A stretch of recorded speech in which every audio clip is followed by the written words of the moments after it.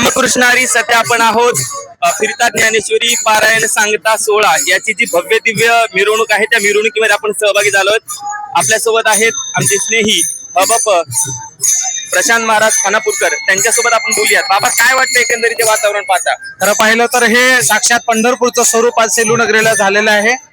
एकंदरीत हजारो लाखोंच्या संख्येमध्ये हे सर्व वारकरी या ठिकाणी जमा झालेले आहेत. जणू काही आषाढी वारी सेलूमध्ये भरलेली आहे, अशा पद्धतीचा माहोल या ठिकाणी तयार झालेला आहे.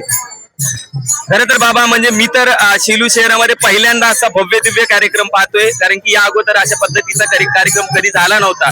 तर खरंच एकंदरीत तुम्ही म्हणलं त्या पद्धतीने जणू काय पंढरपूरचं रूप आपल्या सेलू शहराला प्राप्त झाल्यासारखं झालंय.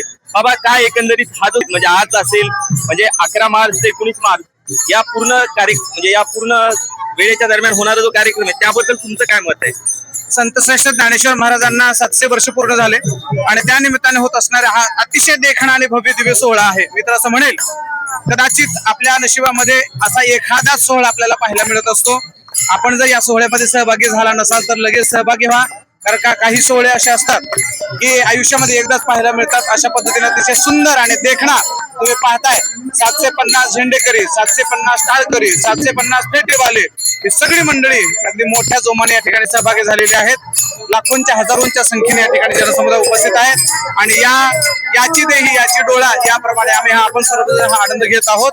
सर्व सेलूवासियांचे आणि आयोजकांचे, सर्व वारकरी संप्रदायांचे खूप खूप धन्यवाद. तर आपण सर्वजण पाहत आहोत, तुर्तसा थांबतो. रामकृष्ण हरी.